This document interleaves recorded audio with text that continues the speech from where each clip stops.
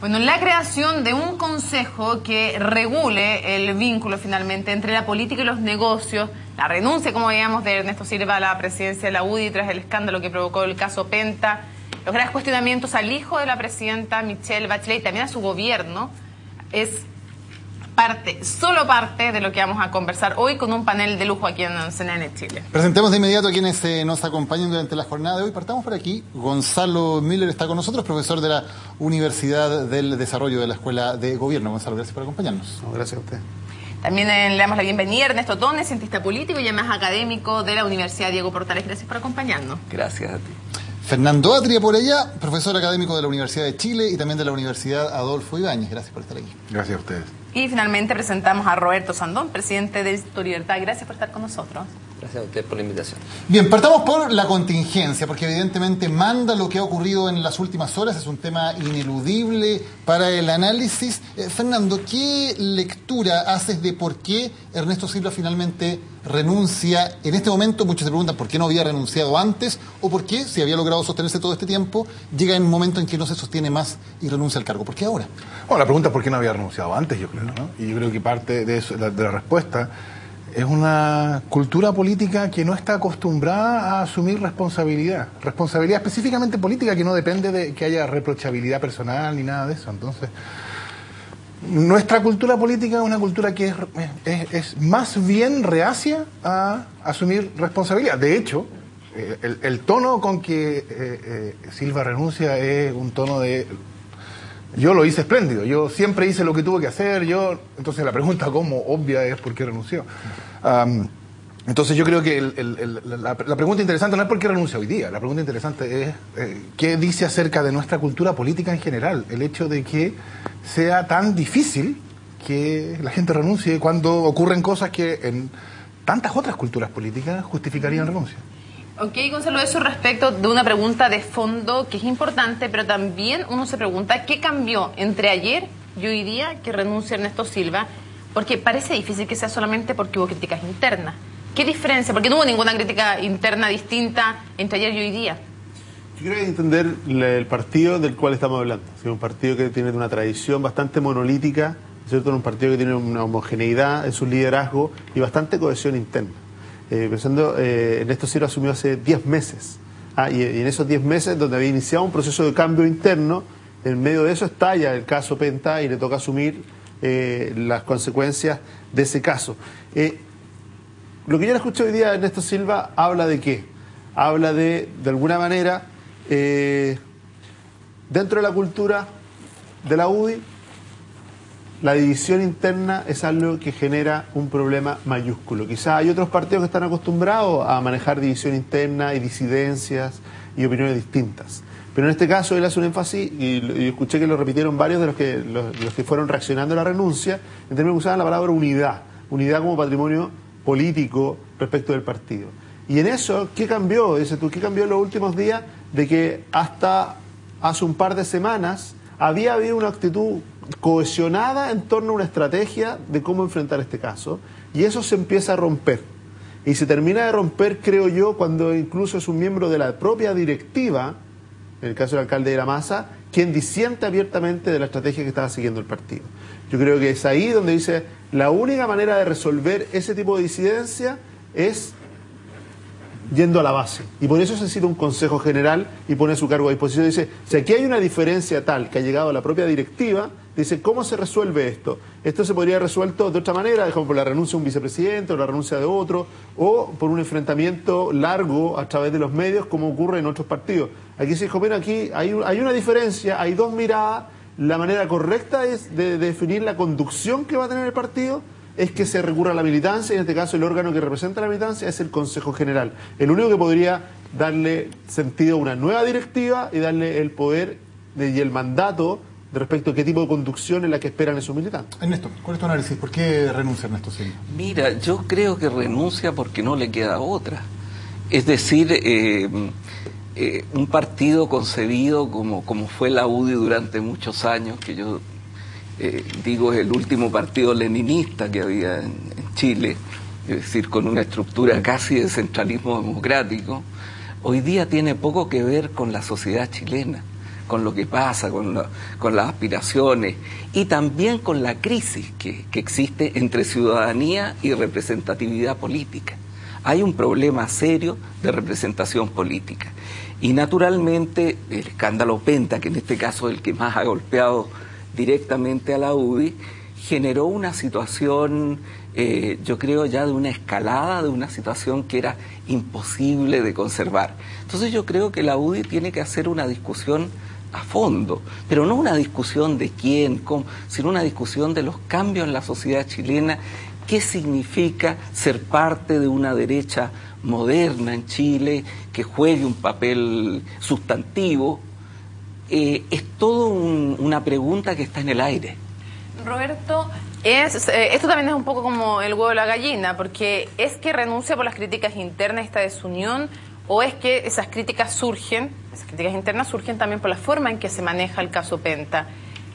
¿Cómo evalúas el manejo de Ernesto Silva en el caso Penta? A ver, yo creo que, bueno, todo el mundo sabe que han habido muchas críticas del manejo y la situación es muy compleja. Hay que estar un poco en el pellejo de ello. A mí me tocó una situación muy dura hace muchos años atrás. Yo era secretario general del Piñera Gate y me tocó no solo descubrir este asunto, sino también pasar al Tribunal Supremo en esa época a 2 senadores por Santiago, que era Miguel Otero, Sebastián Piñera, a Evelyn Matei, que era vicepresidenta de Renovación Nacional, y el Tribunal Supremo tomó sanciones muy duras.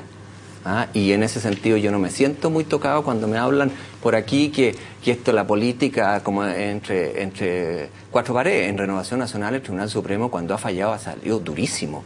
Acuérdense que Renovación Nacional, el Tribunal Supremo expulsó a Jaime Guzmán, a Longueira, y después le dio una sanción a Evelyn Matei de 10 años, a los 2 senadores por Santiago. O sea, realmente ha operado fuerte, y porque creo que es sano. Ahora, en el caso de la UDI, que no tengo por qué meterme en las decisiones internas, ellos tienen, y concuerdo plenamente con lo que usted ha dicho, una estructura distinta al resto de los partidos, son muy monolíticos y consideran que la unidad es un don o es un privilegio y es un estándar muy especial. Yo creo que no necesariamente. Y en base a eso yo creo que se equivocaron en muchas cosas, porque evidentemente el presidente del partido estaba muy cuestionado, tenía una sociedad con el señor Wagner, esa sociedad emitió no sé cuántas facturas falsas, muchas cosas complejas. Entonces, quizás otros habrían dicho, inmediatamente renuncien mejor. Me parece, por ejemplo, Moreira insostenible. Si él hace cuántos meses dice, o tiempo, no meses, pero semanas, que reconoce que usa facturas que no corresponden, facturas del chofer, etcétera.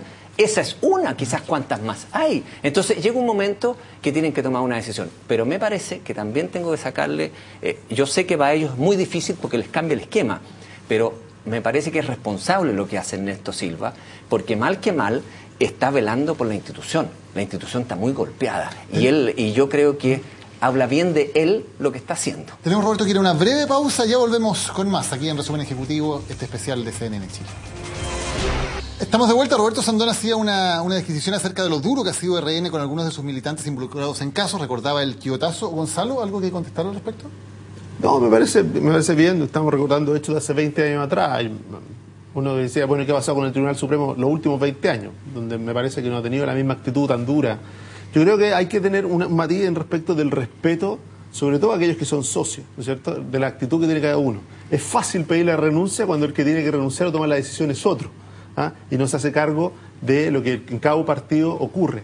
Yo no veo ni al Partido Socialista preocupado y pasando al Tribunal Supremo al senador Rossi, o aquí es fácil transformar esto en una hoguera, cuando lo más difícil a veces es decir, bueno, mira, aquí hay tribunales, aquí hay situaciones y tienen que resolver. Entonces, la UDI tomó una decisión, algunos pueden considerar que fue equivocada, pero decidió anclarse en un principio de presunción de inocencia.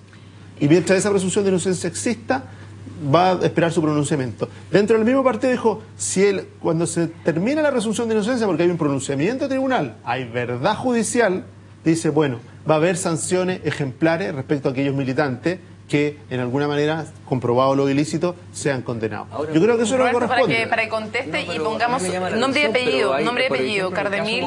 Moreira, él reconoce a todo el mundo que él ha usado facturas falsas. Eso es un hecho concreto. Es exactamente lo que hizo Alberto Cardemil. exactamente lo que hizo Alberto Carabineri. Roberto, No, o sea, no dice lo mismo. No, dijo que para él nada, reconoció no. que le pidió a un par de abogados, que lo dijo aquí, lo vimos en CNN. Él es un senador en ejercicio, pero mira, si uno entrar en cada partido hace lo que quiere. Ahora, lo que sí que yo tengo claro, la UDI está en un problema mayúsculo, grave. Y creo que es malo que un partido de la altura de la UDI esté pasando lo que está pasando, porque es malo para la política, porque además lo que le pasa a la UDI fue el primero que encontraron. Pero vamos a ver qué pasa en Soquimich. Soquimich está partiendo. Ya salió el señor Rossi con no sé cuántas facturas y vamos a ver qué pasa. Porque la política hace mucho tiempo que se está operando con estos sistemas. No es una cosa exclusiva de la UDI. Creo que en este caso se juntaron mucho, pero me parece que tirar la primera piedra a cualquier político, por Dios que le puede salir caro, porque realmente este sistema está mal diseñado hace mucho tiempo. Fernando, En eso estoy de acuerdo sí, contigo. Fernando, ¿es sostenible lo que se llamó la doctrina Silva? O sea, esto de que mientras no hay una resolución a firme de los tribunales no hay ninguna sanción contra nadie de los involucrados. Se sostiene a la luz de que ya tenemos las primeras renuncias, pese a que se decía que mientras que los tribunales no determinaran no iba a haber ninguna resolución. Bueno, esa es la estrategia característica para negarse a asumir responsabilidad política, no invocar, por ejemplo, la presunción de inocencia, que yo creo que es una cuestión que es completamente impertinente en este caso. Es decir, cuando uno habla de presunción de inocencia, lo que uno está diciendo es que es un derecho de cada uno no ser tratado institucionalmente como culpable mientras no haya una sentencia judicial. Pero las sentencias judiciales tienen un tiempo completamente distinto de la política. Es absurdo. Si un senador o una persona que tiene un cargo reconoce haber cometido una irregularidad, por supuesto, el reconocimiento, a pesar del reconocimiento, jurídicamente sigue teniendo derecho a la presunción de inocencia. Pero es absurdo decir, políticamente tenemos que asumir que es una blanca paloma hasta que haya una sentencia judicial ejecutoriada. Yo creo que eso no tiene ningún sentido. Entonces, yo creo que la lógica de la responsabilidad política tiene su propia dinámica. Llega un punto en que las cosas se hacen insostenibles y aun cuando uno lo niegue, claro, al final se ven forzados a hacerlo, como le pasó al presidente de la UDI. El problema es, claro, en la medida en que uno se resista a hacerlo cuando es oportuno y espere hasta el momento en que es estrictamente forzado, bueno, paga un precio, tanto él como su partido político, como la institucionalidad política, que no tiene por qué ser pagado. O sea, nada de estas cosas no son gratis. No, uno puede tener una cultura que es reacia a asumir responsabilidad política como la chilena, pero eso tiene un precio. Y el precio es que cuando pasan estas cosas empieza una sensación pública de deslegitimación, porque si no se asume responsabilidad política, entonces queda impune. Ernesto, ¿hay alguien que haya tenido realmente un estándar distinto? Y te lo pregunto porque, aparte de la doctrina Silva, claro, Renovación Nacional apunta con el dedo a la UDI, pero como mencionábamos, no pasan al Tribunal Supremo ni toman ninguna resolución con Alberto Carabineri, aun cuando él reconoce haber, con 2 abogados, emitido facturas, boletas ideológicamente falsas. Y está también el caso Cabal, en donde, claro, es cierto, renuncian ellos. Está bien, es cierto, empieza el Tribunal Supremo un proceso, pero el presidente del Partido Socialista se demora como una semana en abrir la boca. Entonces, uno se pregunta si realmente hay alguien que tenga un estándar distinto en esto, más allá de lo legal, en lo ético. Mira, yo creo que el tipo de discusión que estamos teniendo le importa muy poco a la ciudadanía. Es decir, le importa muy poco si este renunció antes, si el otro renunció después. Le importa muy poco. Lo que hay acá es la visión de un mundo político que está actuando en torno a determinadas relaciones entre el dinero y la política, entre eso. Y no nos damos cuenta que es el conjunto del sistema político el que está en cuestión. Entonces yo creo que aquí no hay que tener actitudes partisanas. O sea, a mí no me importa qué pasa en el Partido Socialista o en el Partido Demócrata Cristiano, me importa lo que pasa en el sistema político como en su conjunto. Y en su conjunto yo creo que estamos frente a una crisis producto de una relación entre política y dinero, de reglas que jugaron un papel de avance en un momento frente a la ley de la selva que existía antes, pero que han mostrado grandes debilidades y que es necesario cambiar eso. Es necesario cambiar Y todo el tema, no solo del financiamiento de la política, sino el rol de los representantes, todo eso tiene que discutirse, tiene que debatirse y tienen que haber cambios muy fuertes. Estamos perdiendo un patrimonio en relación con esto. Hay cambios legales que sin duda hay bastante consenso en que tienen que hacerse, pero la ley no lo contempla todo. Hay también temas que son éticos y morales. Y los dos principales liderazgos que uno entiende que hay en el país, la actual presidenta Bachelet y el expresidente Piñera, ninguno de los dos ha tenido palabras de censura para actitudes que la opinión pública ha criticado muchísimo de dos ex colaboradores suyos. En el caso de la presidenta Bachelet, ni más ni menos que su hijo, Sebastián Dávalos, y en el caso del expresidente Piñera, su subsecretario, Pablo Wagner, actualmente en prisión preventiva. ¿No hace falta que esos liderazgos tengan una voz ética más fuerte en decir nosotros censuramos, nosotros condenamos esto desde un punto de vista ético, más allá de lo que digan los tribunales? ¿No hace falta eso? Sí, hay una situación en la cual tú comprendes, hay una relación muy fuerte. Tú me pones el caso de la presidenta Bachelet con respecto a su hijo, en el caso Cabal, que yo entiendo que es extremadamente doloroso.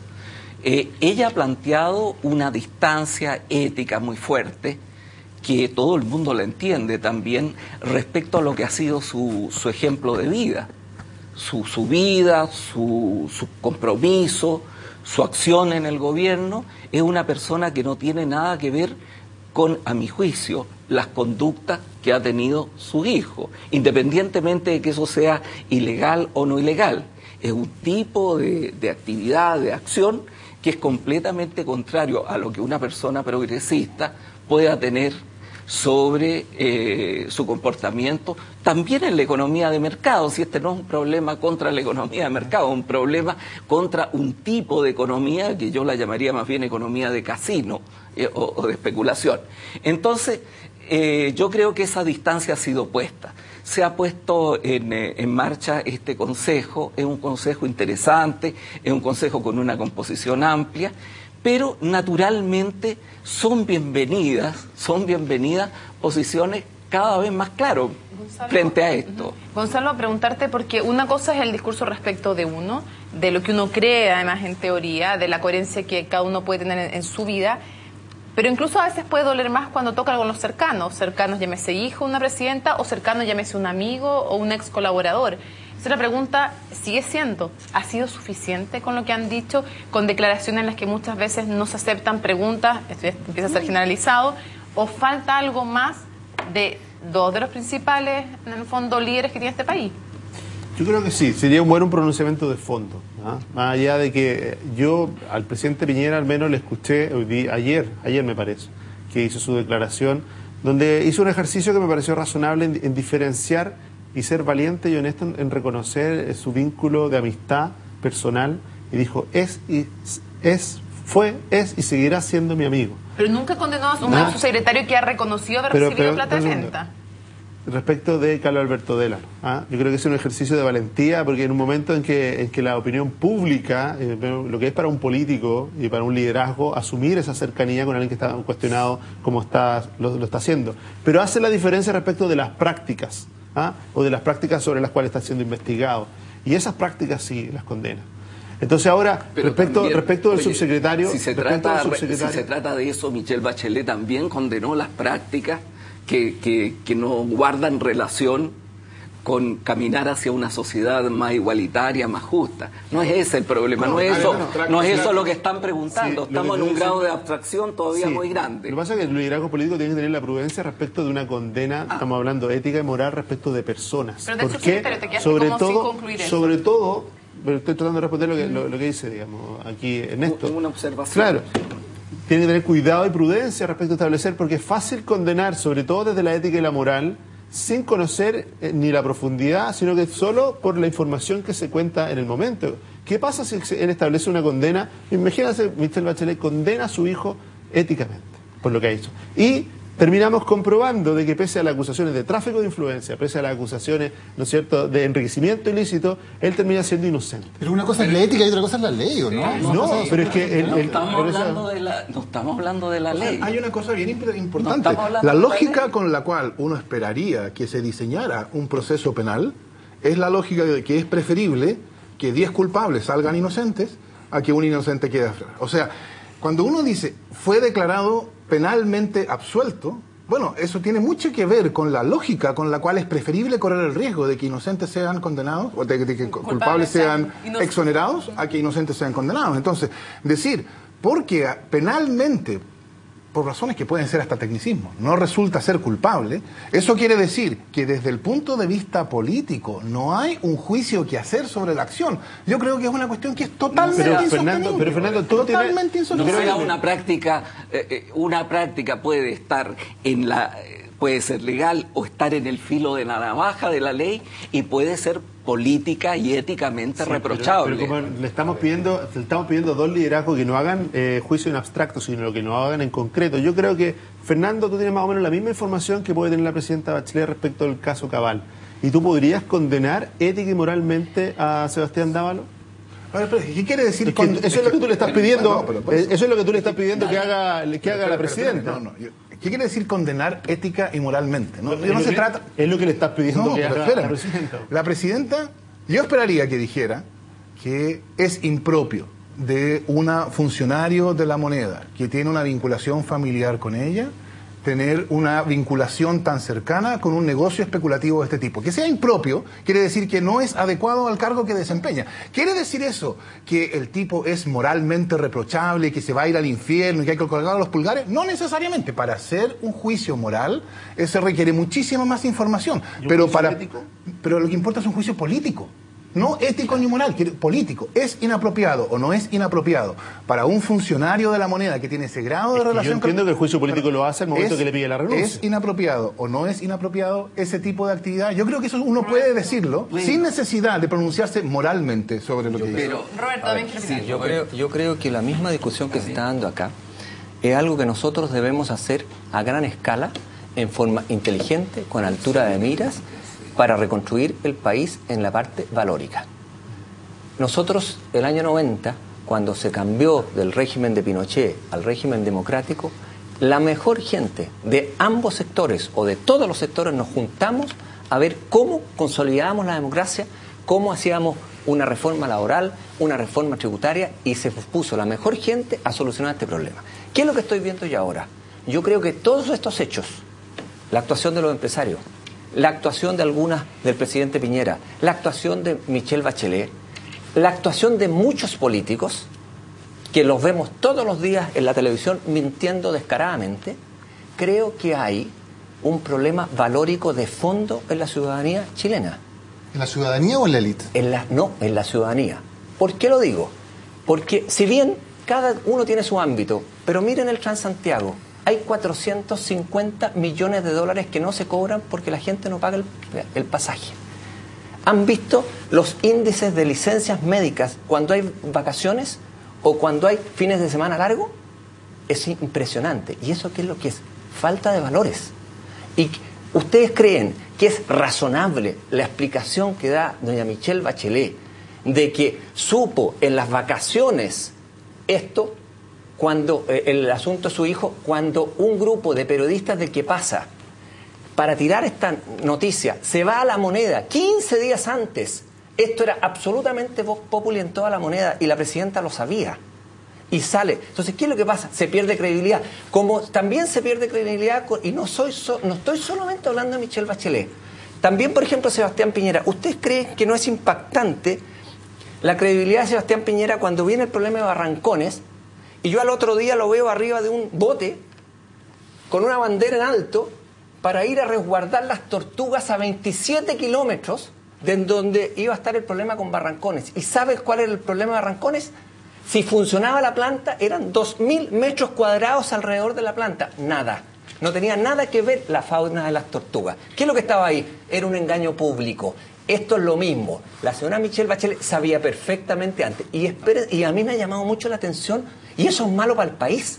Y es tan malo para el país como pasa con los políticos que dicen, oiga, yo las facturas falsas da lo mismo, yo gano por este lado, yo gano por este otro lado. ¿Hasta cuándo tenemos que sentarnos de una vez por todas a decir qué queremos reconstruir para adelante? Bueno. Ahora, yo creo que estos caos, estos problemas, si los miramos con inteligencia, podemos sacar muy buenos productos para adelante y futuro.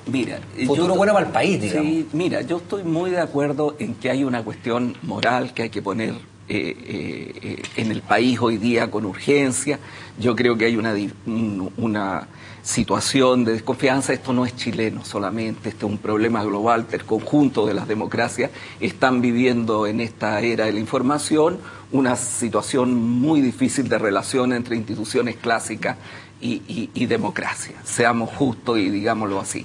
Yo creo que Chile es un país que no es corrupto, que es un país que ha mantenido un nivel importante. Ahora, esto no es una cosa para siempre, no es una especie de gracia divina. Esto es una cosa que se construye y que se destruye o se extravía muy rápidamente. Ahora, claro, yo creo que lo peor es que nosotros comencemos a ver solamente los nombres, etcétera. Yo tengo la seguridad, conociendo a Michelle Bachelet, que Michelle Bachelet, una situación como esta, de reproche político, digamos, ella no la tenía clara de lo que estaba sucediendo. Yo le creo perfectamente a lo que ella ha dicho. Ahora, naturalmente yo estoy de acuerdo con Fernando, que es necesario avanzar hacia una condena muy fuerte, porque Chile, mira, nosotros estamos realizando reformas, tenemos una economía en orden, tenemos una serie de cosas que hemos logrado construir, pero sin embargo nada de eso tiene valor si el espíritu democrático empieza a decaer, si la visión de la ciudadanía es que el sistema político no la representa. Vamos a hacer una pausa y ya regresamos con el último bloque de este debate en Resumen Ejecutivo en CNN Chile. Bueno, continuamos en este debate especial en Resumen Ejecutivo. Un año de gobierno de Michelle Bachelet, renuncia del presidente de la UDI, ahora expresidente, 25 años del retorno de la democracia. Fernando Atria, recién Roberto Sandón planteaba que hay una crisis no solo en la élite, sino que en la ciudadanía, y daba como ejemplo el Transantiago y la evasión. ¿Es comparable? Yo creo que evidentemente no son comparables. Es decir, lo que estamos viendo hoy día en la prensa, esta semana, digamos, ¿no?, es que hay algo acerca de la experiencia cotidiana del chileno común y corriente. Y es que cuando sale de su casa y se sube a la micro, ¿no?, se siente tratado maltratado, ¿no? Cuando va a la farmacia es abusado, porque las farmacias están con... Cuando compra un pollo es abusado. Entonces, en ese contexto, pensar que, digamos, decir las conductas que no están a la altura de las normas abstractas son analogables a esos abusos, a los que se coluden para subir el precio de los pollos, las farmacias, yo creo que es trastocar completamente las cosas. Es prácticamente un insulto a esas personas. Son cosas completamente distintas. No sé, yo no comparto esa opinión, Fernando. ¿Por qué? Porque obviamente que hay entidades distintas. ¿Ah? A quien la vida le ha dado más, la sociedad tiene derecho a exigirle mucho más. Y por lo mismo, alguna persona que ha gozado de privilegio es parte de la élite. De la élite, ha tenido una educación y una formación y una conciencia de lo que está bien y lo que está mal, lo que es el actuar, lo que estábamos conversando, de ético y lo que no sería ético. Obvio que el estándar para exigirle es mucho más alto, pero también eso no excluye que a cualquier persona, ¿no es cierto?, entiende perfectamente de que hay un valor detrás de si yo pago o no pago cuando me subo al transporte público, independiente de la crítica que yo tengo. Desde luego. Hay un valor detrás de eso, Si el punto y hay una transgresión de ese valor cuando yo, a pesar de reconocerlo, decido no pagar. Esa es la discusión. Yo creo que tenemos que movernos porque vamos a llegar a una situación entonces en que la situación es tal que porque los pollos están coludidos, no los pollos, los dueños de los pollos. Entonces no pago el pollo. O sea, yo creo que es diferente, y en eso tiene razón Fernando, que son ámbitos diferentes y hay lógicas diferentes y es necesario ser cuidadoso con eso, y yo creo que hay más responsabilidades, no de quienes la vida les ha dado más, sino quienes han tenido un patrimonio en una sociedad, en una que está internamente vinculado. Sí, claro, en una sociedad con grandes desigualdades que es bueno reducirla, pero eso no quiere decir que hay que andarnos pagando la micro. No, por eso estoy diciendo que eso no hace que no sea diferente. Hablemos algo de soluciones, porque Roberto planteaba algo, recordaba el año 90 y este clima de generar un cierto consenso en un momento de la historia. Justamente hoy estamos recordando los 25 años del retorno de la democracia. ¿Es posible un acuerdo de la élite tipo el de la transición? ¿O hoy hay otro tipo de soluciones diferentes que podrían darse para la crisis de legitimidad que se está viviendo en Chile? Yo creo que es necesario y que se tienen que sentar los personajes más influyentes de la élite de Chile a ver qué planteamos hacia adelante. Y hay que hacer funcionar a los institutos y hay que funcionar a los pensantes de todos los sectores para sacar los grandes acuerdos que se necesitan. Si esto pasa muchas veces en la historia de los países. Y por lo tanto tenemos que tener la madurez suficiente para enfrentarlo, poner las cosas arriba y mirar visión de país. Y no quedarnos con lo que dice la televisión, el punto de un segundo. Pero, a mí me parece que hay que entrar. Fernando, ¿es sostenible un acuerdo macro? Lo digo, no estoy juzgando intenciones, pero luego también cómo es recibido por la ciudadanía, que de alguna manera tiene que validarlo, cuando a veces los acuerdos, en la medida de lo posible, han sido y son cada vez más fruto de crítica. Que yo lo miraría de una perspectiva distinta a la que ha sido tradicional en los últimos, digamos, 25 años. Y tiene que ver con esto de la comisión de ayer, ¿no? ¿Qué quiere decir la comisión? La comisión quiere decir, la política no puede hacerse cargo de este problema, entonces hay que ir a buscar a quienes estén fuera de la política, que son los académicos, que entonces tienen una especie de pretensión de que tienen cierta imparcialidad técnica y que ellos nos digan, y el gobierno en 45 días va a mirar los proyectos de ley, en 15 días va a dictar los decretos reglamentarios, etc. Pero volvamos a la legislación actualmente vigente, que Daniel con mucha claridad decía, ha mostrado ciertas debilidades. O sea, ha mostrado muchísimo más que ciertas debilidades, pero si yo como ciudadano, yo digo, está bien, la legislación es completamente insuficiente. ¿Quién es responsable de esta legislación? Y entonces yo miro atrás a cuando se discutió y se aprobó. Y resulta que, dadas las características del sistema institucional chileno, para poder aprobar esa legislación era necesario que todos concurrieran. Entonces no hay nadie que yo pueda decir, ellos se opusieron, votaron en contra, así que ellos tenían la razón, y estos votaron a favor, así que ellos son los responsables de tener una legislación insuficiente. Se pierde completamente la responsabilidad. Yo creo que la manera de proceder hoy día sería, a mí me gustaría saber cuál es la regulación que la UDI diría es buena para el país. ¿Cuál es la regulación que Renovación Nacional diría? ¿Cuál es la regulación que el gobierno diría? ¿Cuál es la regulación? Pero en vez de eso, en vez de que nosotros los ciudadanos podamos tener la posibilidad de decir, bueno, estas son los que ellos opinan, y yo sospecho que esta regulación de la UDI es porque ellos están protegiendo sus intereses y el otro sospechará que el Partido Socialista. En vez de eso, lo que tenemos es un llamado a un gran acuerdo transversal que va a cubrir todas estas cosas. Entonces no van a aparecer estas diferencias, todo esto se va a arreglar en alguna negociación y después van a aparecer tomados de las manos, y entonces cuando llegue el momento de decir la legislación que se aprobó es insuficiente, la pregunta va a ser ¿quién es responsable? Y la respuesta va a ser todos, que es lo mismo que decir nadie. Y el problema es que entonces el precio lo va a pagar la clase política, la institucionalidad, no lo va a pagar el partido que apoyaba esa vía. Yo creo que la comisión la respuesta a entender una cosa pura y simple, el problema del sistema político, la falta de credibilidad. Yo creo que los casos Cabal y Penta lo que han hecho es catalizar, ¿no es cierto?, un malestar que es de larga data, que no tiene que ver solo con el financiamiento, sino que es de larga data, de entender de que la política se ha llenado de privilegios en muchos casos y se ha llenado de excepciones, de sentirse que están exceptuados de cumplir con muchas normas. Yo creo en la comisión desde qué lógica. Primero, siento que es una comisión que va a colaborar. Finalmente esto lo tiene que decir el Congreso, y obviamente que es difícil para la propia clase política en el Congreso autoimponerse normas más exigentes que lo que está demandando la ciudadanía y más duras.